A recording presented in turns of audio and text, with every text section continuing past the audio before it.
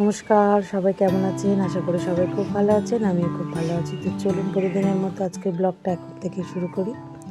আজ সকাল সকাল রান্নাবান্না সেরে আমি একটু টিফিন করব বলে চলে এসেছি। আজকে একটু ইচ্ছে হলো এরকমভাবে মশলা মুড়ি করে সকাল সকাল খাই। সকালে ডিমের তরকারি করেছিলাম, সেটা দিয়ে আরুর বাবা একটু অল্প করে মুড়ি খেয়ে ডিউটি বেরিয়ে গেছে।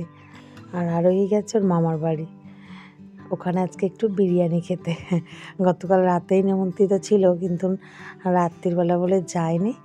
এখন সকালবেলায় ওর মামি যখনই ফোনটা করেছে যে এসো গরম করে দেবো, অমনি চলে গেছে টুক করে। আর আমি বসেছি এই মশলা মুড়িটা খেতে। আমার প্রচণ্ড খেতে ইচ্ছে করছিলো এরকমভাবে একটু মশলা মুড়ি। তো আমি নিয়ে বসে পড়েছি মশলা মুড়িটা। ছোলাটা ভিজানো হয়নি, কিন্তু মটর কড়াই দিয়েও খুব একটা খারাপ লাগে না জানেন, বেশ ভালো লাগে। আর এখন আর কয়েকদিনই বা খাবো মটরশুঁটি, ওই জন্যে খেয়ে নিচ্ছি। তবে আমি আর এখন সকালবেলা নিচে নামি না, মানে উঠানে বসি না। এতটাই রোদটা চড়া, তাই দাবাতে যতটুকু আসে ততটুকুতেই আমার হয়ে যায়।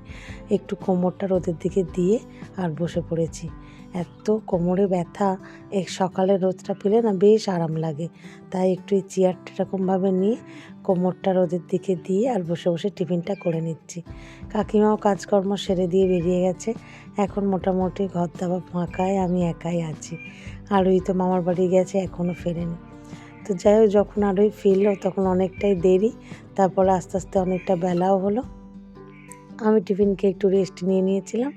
তারপরে আরুইকে বলতে আজকে চিনিকে স্নান করিয়ে দিয়েছে। তবে প্রতিদিন দাবার ওই জায়গাটাই করে, এখানটা না বড্ড জলে জলাকার হয়ে যায়, আপনাদেরকে দেখিয়েছি। তো সেই কারণে আজকে ওখানেই দিয়েছি স্নান করতে। তারপরে আমি স্নান সেরে পুজো সেরে আমরা আবার খেতে বসে গেছি। আজকে সেই জোড়া কুসুমের বড় বড় ডিম রান্না করেছিলাম, কিন্তু আমার ভাগ্যে দেখুন একটা কুসুম হয়েছে।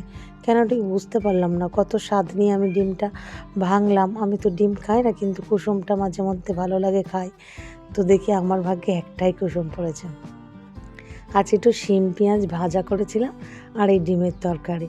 এখন তো একটা দুটো রান্নার বেশি বানাতেও পারি না দাঁড়িয়ে দাঁড়িয়ে, তো সেই কারণে এরকম হালকা ফুলকায় রান্না করেছিলাম।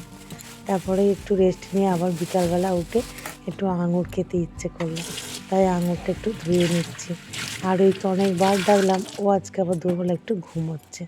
তো যাই হোক, ও উঠলো না, কিন্তু চিনি আর আমি দুজনে মিলে আঙুরটা খাচ্ছি। চিনি কেমন করে আঙুর খাই দেখুন। একদিন তো গোটা আমার হাত থেকে কেড়ে নিয়ে গলায় আটকে ফেলেছিলাম, সেই থেকে আমি এরকম ছোটো ছোটো করে কুচিয়ে দিই। সবথেকে বড় কথা যেটা, আজকে আমার মা এসেছে দেখুন, হসপিটাল থেকে সোজা আমার বাড়িতে এসেছে। বৌদি নিয়ে এসেছে মাকে, একটা টানা আপান থেকে গাড়ি করে আমার বাড়ি সোজা চলে এসেছে। তো পিকু আসিমা সবাই এখন আমার বাড়িতেই বসে আছে মায়ের সাথে একটু কথা বলবে বলে। মা আগের থেকে অনেকটা সুস্থ। সবাই আপনারা বা আমার আত্মীয় স্বজনরা অনেকেই চিন্তা করছিলেন যে মা কেমন আছে, মা কেমন আছে।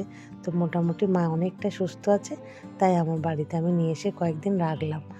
আর এই যে এখন মাকে একটু চা করে দিয়েছি, মা একটু চা আর বিস্কুট খাচ্ছে। সেই দুপুরে খাওয়া দাওয়া করেছে তো। আর এখন যেহেতু শরীরটা খুবই খারাপ, একটু না খাওয়া দাওয়া করলে হবে না। তো যাই হোক, উনি এখন একটু চা বিস্কুট খাচ্ছে। আর মায়ের জন্য আমি আজকে আলাদা করে একটু এই কুমড়োর তরকারি করে দেবো আর রুটি করে দেবো। তো কুমড়োটা জাস্ট একটু কুমড়ো আর একটু মটরশুঁটি দিয়েই করে দেবো, আর কিছু দেবো না, মানে আলুটা দেবো না। আর আমাদের খাবার জন্য সকালে সেই ডিমের তরকারি আলুর বাবা বলেই গিয়েছিল যে ওই একটু ডিমের তরকারি ডিম রেখে দেবে, আমরা রাতে খেয়ে নেব। তো ওটা ওনাদের জন্য আছে, আর মায়ের জন্য শুধু এটা আমি বানিয়ে দিচ্ছি। তো এই কুমড়োর তরকারিটা একটু কাঁচা কুমড়ো, এটা মা আবার এরকম কাঁচা কুমড়ো খেতেই বেশি পছন্দ করে, কারণ একদম লাল কুমড়োটা প্রচণ্ড পরিমাণে মিষ্টি হয়, সেই জন্য।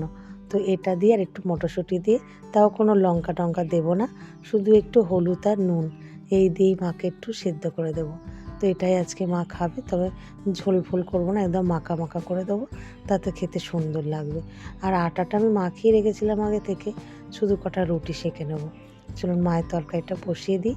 তরকারিটা বসিয়ে দিয়ে মায়ের কাছে হসপিটালের অনেক গল্প শুনবো, আর সবাই মিলে তাই করছি। যদিও বৌদি মাকে দিয়ে হসপিটালের ব্যাগ ট্যাগগুলো নিয়ে বাড়ি চলে গেছে। আর এখন ওষুধপত্রগুলো আরুইর বাবা বুঝতে গেছে, কারণ এসআই থেকে ওষুধগুলো যে দিয়েছে সেগুলো এত তাড়াতাড়ি স্পিড ওরা বলে কখন কি খেতে হবে, সেটা আবার বৌদি ভালো করে বুঝে উঠতে পারেনি।